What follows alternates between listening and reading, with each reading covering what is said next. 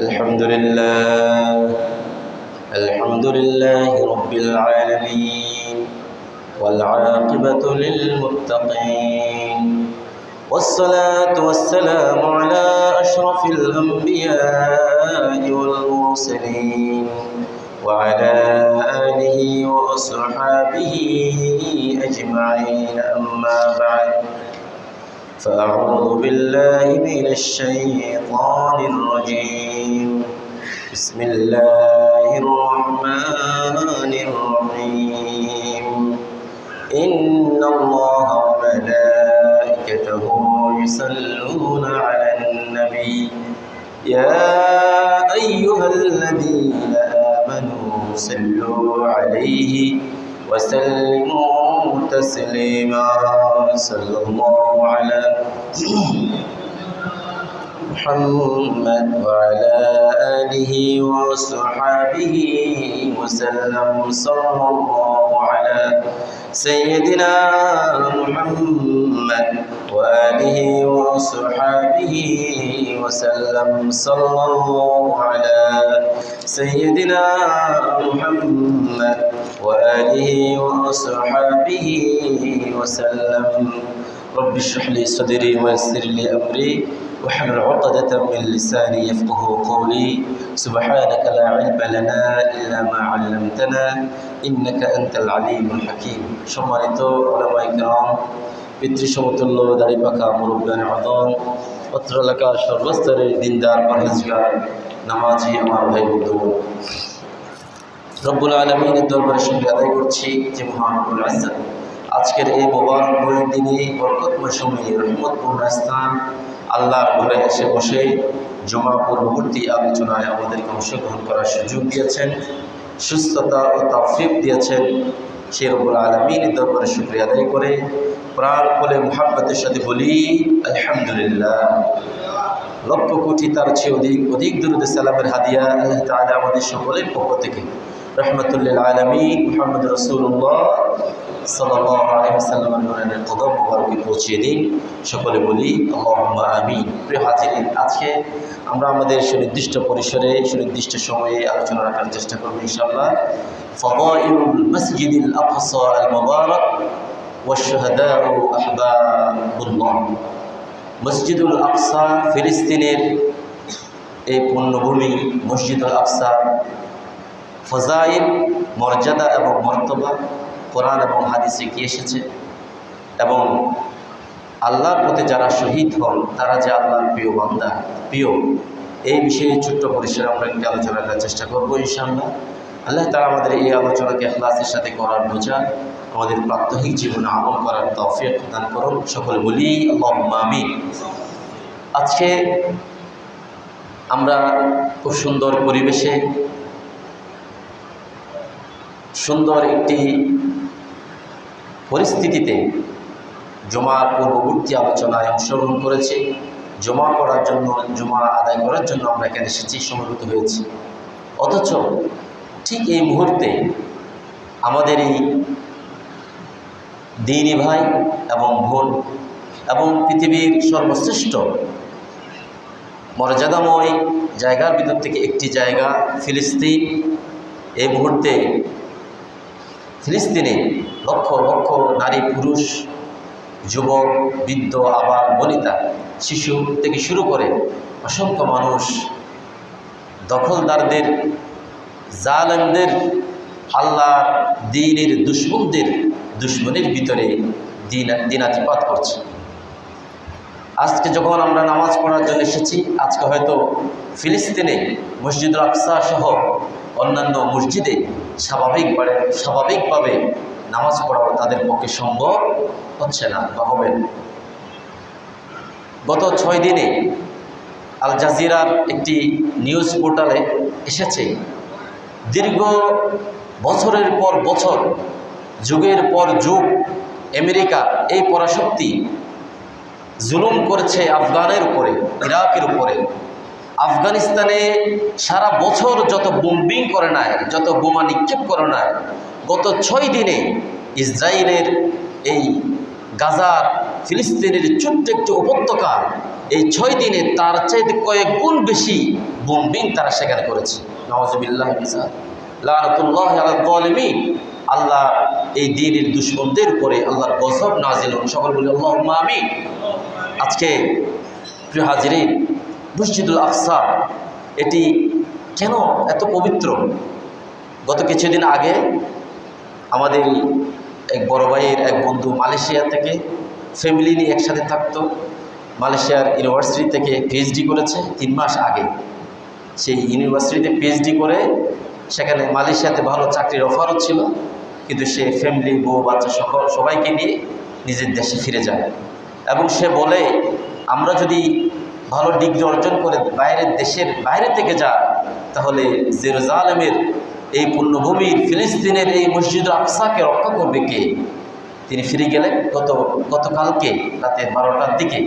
তার 3 সন্তান এবং স্ত্রী সহ তিনিও শাহাদাত বরণ করেছে। এবং ফিলিস্তিনের ইন্না লিল্লাহি ওয়া ইন্না ইলাইহি রাজিউন, ফিলিস্তিনের সবচেয়ে আলোচিত এবং পরিচিত একজন দাঈ, ওনার আহমদ মুস্তফা, ওনার ফ্যামিলির 14 জন সদস্য একই সাথে শাহাদাত বরণ করেছে। আজকের এই মুহূর্ত পর্যন্ত ইসরায়েল ফিলিস্তিনে বোমা হামলার মাধ্যমে, বিভিন্ন রকেটের মাধ্যমে, মিসাইলের মাধ্যমে এখন পর্যন্ত প্রায় 1600 নিরীহ নারী, পুরুষ, বৃদ্ধ, শিশু তারা শহীদ করেছে। নাউযুবিল্লাহি তাআলা। অসংখ্য ঘর বাড়ি, এবং তারা এখন নতুন মিশন নিয়েছে। ইসরায়েল ফিলিস্তিনের ডাক্তার এবং নার্সদেরকে তারা টার্গেট করে করে শহীদ করছে, যাতে কোনো মানুষ আঘাতগ্রস্ত হলে, আহত হলে সেবা দিতে না পারে। প্রিয় হাজিরিন, মসজিদুল আকসা এটি রক্ষার জন্যে ফিলিস্তিনের জনগণ আজকে প্রায় 75 বছর ধরে সংগ্রাম করে চলছে। আমরা যখন ইতিহাস পড়ি দেখবেন ফিলিস্তিনে ইহুদিরা আসলো কোত্থেকে? ফিলিস্তিন তো একটি পুণ্যভূমি। রাসূলুল্লাহ সাল্লাল্লাহু আলাইহি সাল্লামের হিজরত মেয়ারাজ যখন হলো, তিনি যখন আল্লাহ রাব্বুল আলামিনের সাক্ষাতে মেয়ারাজুন নবী, যখন তিনি সেই মেয়ারাজ গমন করছিলেন, তখন সেই ঘটনাকে কেন্দ্র করে আল্লাহ রাব্বুল আলামিন বললেন, আমি রাসূলুল্লাহ সাল্লাল্লাহু আলাইহি সাল্লামকে আমার আরশে আজিমে নিয়ে যাওয়ার আগে মক্কা মুকাররমার এই পুণ্যভূমি থেকে ফিলিস্তিনের মসজিদুল আকসায় নিয়ে গিয়েছিলাম প্রথমে। সেখানে তিনি মসজিদুল আকসায় সমস্ত আম্বিয়া আলাইহিমুস সালাম রূহানিভাবে সেখানে আসলেন। প্রিয় নবীজি মুহাম্মদ রাসূলুল্লাহ সাল্লাল্লাহু আলাইহি সাল্লাম সেখানে সমস্ত আম্বিয়া আলাইহিমুস সালাম, নবী রাসূলদেরকে সাথে নিয়ে তাদেরকে সাথে নিয়ে সেই মসজিদুল আকসায় 2 রাকাত নফল নামাজ পড়েছেন, শুকরানা নামাজ পড়েছেন, এবং সেই নামাজের ইমামতি রাসূলুল্লাহ সাল্লাল্লাহু আলাইহি সাল্লাম করেছেন। সেই ব্যাপারে আল্লাহ তাআলা কোরআন কারীমে বলেছেন, বিসমিল্লাহির রহমানির রহিম, সুবহানাল্লাযী আসরা বি'আবদিহি লাইলাম মিনাল মাসজিদিল হারাম ইলাল মাসজিদিল আকসা আল্লাযী বারাকনা হাওলাহু লিনুরিয়াহু মিন আয়াতিনা ইন্নাহু হুয়াস সামিউল বাসীর। ওই মহান সত্তার পবিত্রতা, যিনি তার প্রিয় বান্দা, প্রিয় রাসূল মুহাম্মদুর রাসূলুল্লাহ সাল্লাল্লাহু আলাইহি ওয়াসাল্লামকে গভীর রজনীতে রাতের কিছু অংশে মসজিদুল হারাম থেকে মসজিদুল আকসা পর্যন্ত নিয়ে গিয়েছিলেন। যেই মসজিদুল আকসার আল্লাযী বারাকনা হাওলাহ, যেই মসজিদুল আকসার চতুর্পাশে আল্লাহ রাব্বুল আলামিন সব সময় আল্লাহর পক্ষ থেকে বারাকাত নাজিল করে, সেই মসজিদুল আকসায় রাসূলুল্লাহ সাল্লাল্লাহু আলাইহি সাল্লামকে নিয়ে গিয়েছিলেন। রাসূলুল্লাহ সাল্লাল্লাহু আলাইহি সাল্লাম তিনি মসজিদুল আকসার মর্যাদা বর্ণনা করতে গিয়ে বলেছেন, লা তুসাফিরুল মারআতু ইয়াওমাইন ইল্লা মা'আহা যাওজুহা আও যু মাহরাম ولا صوم في يومين الفطر والأضحى ولا صلاة بعد الصلاتين بعد الصبح حتى تطلع الشمس وبعد العصر حتى تغرب ولا تشد الرحال إلا ثلاثة مساجد مسجد الحرام ومسجد الأقصى ومسجدي কেন লম্বা হাদিস শরীফ ইমাম বুখারী রাহমাতুল্লাহ আলাইহি বর্ণনা করেছেন। এখানে রাসূলুল্লাহ সাল্লাল্লাহু আলাইহি সাল্লাম কয়েকটি বিষয় তিনি বর্ণনা দিয়েছেন। তিনি বলেছেন কোনো মহিলা তার স্বামী কিংবা তার মুহররমদেরকে সাথে ছাড়া তাদেরকে ছাড়া একাকী লম্বা সফরে কোথাও যাবে না। এরপরে ঈদুল ফিতর এবং ঈদুল আজহার এই দিনে কোনো মুসলমান রোজা রাখবে না। আসরের নামাজের পরে সূর্য অস্ত যাওয়া পর্যন্ত বাদা সালাতাইনি বাদা সুবহি সুবহ সাদিকের পরে ফজরের নামাজের পরে সূর্য ওঠা পর্যন্ত এবং আসরের নামাজের পরে সূর্য অস্ত যাওয়া পর্যন্ত এই মধ্যখানে আর কোনো নামাজ নাই। এরপর রাসূলুল্লাহ সাল্লাল্লাহু আলাইহি ওয়াসাল্লাম বললেন ওয়ালা তাশুদ্দুর রিহালু ইল্লা ইলা তালাতাতি মাসাজিদ, কোন মুসলমান তিনটি মসজিদ ব্যতীত অন্য কোন জায়গায় সফরের উদ্দেশ্যে যাবে না। মসজিদুল হারাম ও মসজিদুল আকসা ও মসজিদি, সওয়াবের নিয়তে সওয়াবের উদ্দেশ্যে মুসলিম বিশ্ব তিনটে মসজিদে সওয়াবের নিয়তে সফর করতে পারবে। একটি হলো মসজিদুল হারাম বাইতুল্লাহ, আরেকটি হলো মসজিদুল আকসা, আরেকটি হলো আমার মসজিদুন নববী।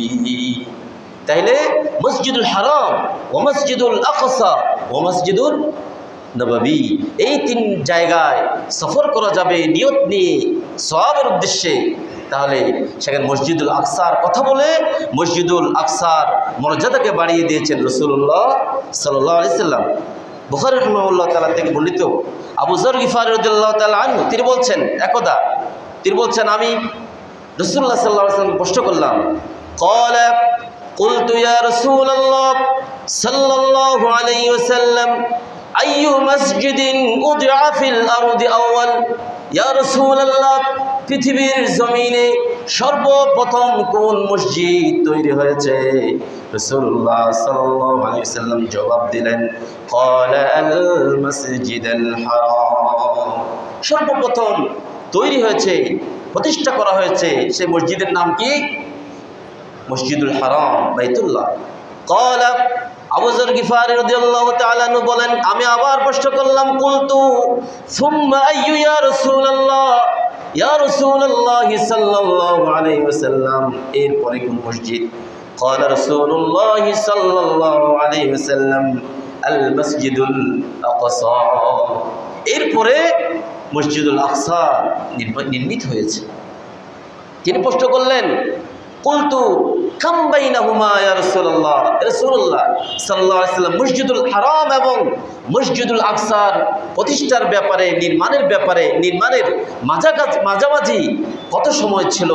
রাসূলুল্লাহ সাল্লাল্লাহু আলাইহি ওয়াসাল্লাম বললেন 40 সানা, মাত্র 40 বছর মসজিদুল হারাম তৈরির পরে মসজিদুল আকসা নির্মাণ করা হয়েছে। মসজিদুল আকসা নির্মাণ করা হয়েছে মাত্র 40 বছর মাঝখানে ছিল। অতএব মসজিদুল আকসার মর্তবা, মসজিদুল আকসার মর্যাদা মুসলমানের কাছে এত বেশি গুরুত্বপূর্ণ, এত বেশি মর্যাদাময়, যার কারণে ফিলিস্তিনের যুব সমাজ, নারী সমাজ আজকে যুগ ধরে তাদের একেবারে পুরো ফ্যামিলি নিয়ে সপরিবারে যুগের পর যুগ তারা শাহাদাত গ্রহণ করছে, শাহাদাতের এই তামান্না নিয়ে শাহাদাত তারা বরণ করছে। কিন্তু ওই মসজিদুল আকসার পবিত্রতা অর্জনের ব্যাপারে তারা পিছপা হয়নি। প্রিয় হাজিরি, এই ফিলিস্তিনের জমিন অত্যন্ত পুণ্যভূমি। এই জমিনে ইব্রাহিম আলাইহিস সালাম তিনি হিজরত করে এসেছিলেন এবং ইব্রাহিম আলাইহিস সালামের সেই কবর তাকে দাফন করা হলো সেই ফিলিস্তিনের জমিনে। দাউদ আলাইহিস সালাম, সুলাইমান আলাইহিস সালাম সেখানে ফিলিস্তিনের জমিনে তার রাজত্ব করেছেন, শাসন করেছেন। এবং যার আমরা আলে ইমরানের কথা জানি, মারিয়াম আলাইহিস সালাম তিনি যে বলেছিলেন, আয় আল্লাহ তাআলা আমার পেটে যদি যেই সন্তান আছে এই সন্তানকে আমি আপনার ঘরের পবিত্রতা অর্জনের জন্য, আপনার ঘরের খেদমতের জন্য আমি নজর করলাম, মান্নত করলাম। সেই কথা ঘোষণা দিয়ে আল্লাহ তাআলা বললেন ইয ক্বালাত ইমরাতু ইমরানা, ইমরানের স্ত্রী, হ্যাঁ স্মরণ করুন যখন তিনি বললেন, রব্বি, হে আমার রব, ইন্নী নাযারতু লাকা মা ফি বাতনি, আমার পেটে যা আছে, যে সন্তান আছে, মুহাররারান, আমি এই সন্তানকে আল্লাহর ঘরের সেবা করার জন্য, খিদমতের জন্য দিতে চাই। ফাতাকাব্বাল মিন্নী ইন্নাকা আনতাস সামিউল আলিম, অতএব হে প্রভু, আপনি আমার পক্ষ থেকে গ্রহণ করেন। প্রিয় হাজিরিন, তিনি যে ঘরের খিদমতের জন্য নিয়ত করেছিলেন পেটের সন্তানকে, সেই পেটের সন্তান ছিল, সেই ঘর ছিল বাইতুল মুকাদ্দাস, মসজিদুল আকসা। অতএব এই মসজিদুল আকসার আজকে অত্যন্ত দুঃখ এবং পরিতাপের বিষয়, এই মসজিদুল আকসার কন্ট্রোলিং পাওয়ার, মসজিদুল আকসার দেখভাল এবং নিয়ন্ত্রণ হচ্ছে ইহুদিদের হাতে। আজকে আপনারা মিডিয়ার মাধ্যমে দেখছেন, আজকে তো হামাস আক্রমণ করেছে মাত্র 6 দিন আগে, কিন্তু এর আগে আপনারা দেখেছেন আমাদের মা বোনরা যখন, আমাদের যুবক ভাইরা যখন, আমাদের নারীরা যখন, শিশুরা যখন মসজিদুল আকসায় নামাজ পড়তে যায়, রোজার জন্য ইফতারে যায়, তারাবিতে যায়, জুমাতে যায়, সেখানে তারা নির্বিচারে নামাজরত মানুষের উপরে, রোজাদারদের উপরে, ইফতাররত তারাবিরত মানুষদের উপরে এই ইহুদি সম্প্রদায় যুগের পর যুগ, বছরের পর বছর নির্যাতন এবং নিপীড়ন এবং জুলুম করে আসছে, ঠিক কিনা বলে? এই নিপীড়নের এবং তারা এই গত কিছুদিন আগে যখন আরব বিশ্বের, এটা আমাদের অত্যন্ত পরিতাপের বিষয় যে আমাদের মুসলিম বিশ্ব প্রায় 57টি ক্ষমতাধর মুসলিম রাষ্ট্র, তারা যদি একবার হুঙ্কার দিত মসজিদুল আকসা আমাদের প্রাণের, আমাদের মর্যাদার, আমাদের সম্মানের, আমাদের শ্রদ্ধার, আমাদের আবেগের স্থান, এই মসজিদুল আকসার প্রতি যারা চোখ তুলে তাকাবে, সেই চোখ আমরা একত্রিত হয়ে এই চোখ উপড়ে ফেলবো, এই কথা যদি মুসলিম বিশ্ব একবার চিৎকার দিত, এই ভীতু সম্প্রদায়, আল্লাহর দ্বীনের এই দুশ্মনরা পিছপা হতে 1 মিনিট সময় লাগতো না, ঠিক কিনা বলে? আজকে পরিতাপের বিষয়, হামাস ছোট্ট একটি সংগঠন, তাদেরকে আজকে মিডিয়ায় বলা হচ্ছে টেরোরিস্ট আছে বাংলাদেশে। 1971 সালে এই বাংলাদেশকে পাকিস্তান থেকে মুক্ত করার জন্যে যে লক্ষ লক্ষ নারী পুরুষ শাহাদাত বরণ করেছে, 9 মাস এই দেশে সশস্ত্র সংগ্রাম চলেছে। এই সশস্ত্র সংগ্রাম কি সন্ত্রাসী কার্যকলাপ ছিল নাকি মাতৃভূমির স্বাধীনতার জন্য সংগ্রাম ছিল? বলে, মাতৃভূমির মর্যাদা রক্ষার জন্যে, স্বাধীনতার জন্যে, মাতৃভূমির প্রতিষ্ঠার জন্যে, মাতৃভূমির স্বাধীনতা রক্ষার জন্যে, নিজেদের অস্তিত্ব রক্ষার জন্যে সংগ্রাম ছিল। এই সংগ্রামকে টেরোরিজম বলা, সন্ত্রাস বলার কোনো সুযোগ আরো জোরে বলেন আছে নাকি? হামাস আজকে পুরো বিশ্বের প্রতিনিধিত্ব হয়ে মসজিদুল আকসা রক্ষার জন্যে, তাদের জন্মভূমি রক্ষার জন্যে, মাতৃভূমিকে রক্ষার জন্যে, নিজেদের অস্তিত্ব রক্ষার জন্যে, নবী আম্বিয়া আলাইহিস সালামের, প্রিয় রাসূল সাল্লাল্লাহু আলাইহি সাল্লামের নুরানি কদমের ধুলায় মসজিদ এই পুণ্যভূমিকে রক্ষার জন্যে যুগের পর যুগ তারা নজরানা দিয়ে আসছে, শাহাদাত বরণ করে আসছে। এই শাহাদাত বরণ, এই যুদ্ধ, এই আত্মরক্ষার সংগ্রামকে কখনো টেরোরিজম, সন্ত্রাস বলার সুযোগ, বরঞ্চ 1948 সালে দ্বিতীয় বিশ্বযুদ্ধের পরে যখন ইহুদিরা কোথাও স্থান পাচ্ছিল না, যেখানে যায় সেখানে তাদেরকে দূর দূর করে তাড়িয়ে দেয়, যেখানে তাদের জাহাজ ভিড়তে চায় সেখানে পাথর মারতে মারতে তাদেরকে তাড়িয়ে দেয়। 1948 সালের দিকে, 45 সালের পরে ফিলিস্তিনিরা তাদেরকে তাদের পুণ্যভূমিতে করুণা করে জায়গা দিয়েছিল। আর সেই